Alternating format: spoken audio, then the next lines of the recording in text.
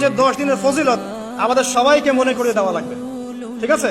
Online অফলাইনে সবাই প্রচার করবেন।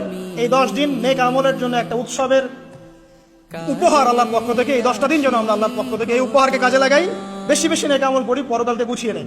তারপর ইনশাআল্লাহ আল্লাহ পাক এরকম কিছু অকেশন সৃষ্টি করে দিয়েছে, এমন কিছু উৎসব আল্লাহ পাক সৃষ্টি করে দিয়েছেন যেখানে মানুষ আমল গুছিয়ে আবারও আল্লাহর পথে ফিরে আসতে পারে। আমার কথা কি বোঝা যাচ্ছে?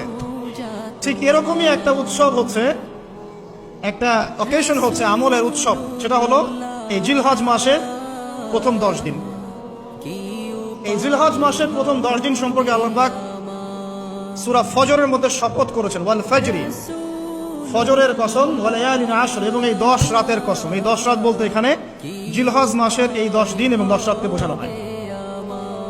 এর ফজিলত সম্পর্কে নবী সাল্লাল্লাহু আলাইহি ওয়াসাল্লাম একটা হাদিসে বলছেন, সহিহ বুখারীর হাদিস, আনাস রাদিয়াল্লাহু আনহু ইবনে আব্বাস রাদিয়াল্লাহু আনহুমা থেকে বর্ণিত, নবী করিম সাল্লাল্লাহু আলাইহি ওয়াসাল্লাম বলেছেন যে মা মিন আইয়ামিন আমালু সালিহু ফীহিন্না আহাব্বু ইলাল্লাহ মিন হাযিহিল আইয়ামিল আশরা।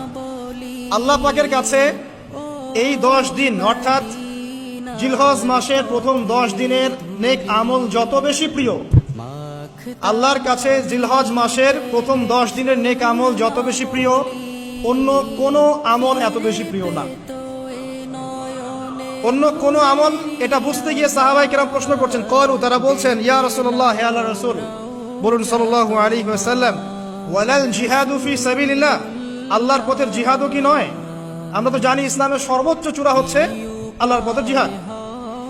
তো নবী সাল্লাল্লাহু আলাইহি ওয়াসাল্লাম বলছেন, ওয়ালাল জিহাদু ফি সাবিলিল্লাহ, আল্লাহর পথের জিহাদও নয়, আল্লাহর পথের জিহাদও নয়, ইল্লা, তবে ওই ব্যক্তির কথা ভিন্ন, রাজুলুন খারাজা বিনাফসিহি ওয়া মালিহি ফালাম ইয়ারজি' মিন যালিকা বিশাই, কোন একজন ব্যক্তি যে তার জান এবং তার মাল নিয়ে আল্লাহর পথে বেরিয়ে গেছে, তারপরে কোনো কিছু নিয়ে সে ফিরে আসতে পারে নাই, মানে সে শহীদ হয়ে গেছে, এই ব্যক্তির কথা ভিন্ন।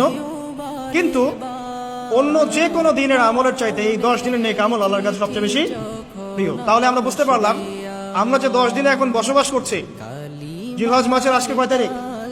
1 তারিখ। এই যে আল্লাহ পাক নিয়ামতের সাথে আমাদেরকে বাঁচিয়ে রেখেছেন, এই 10 দিন আমল করার সুযোগ দিয়েছেন, এই কৃতজ্ঞতা স্বীকার করে আমরা কিন্তু শেষ করতে পারবো না, পারবো না।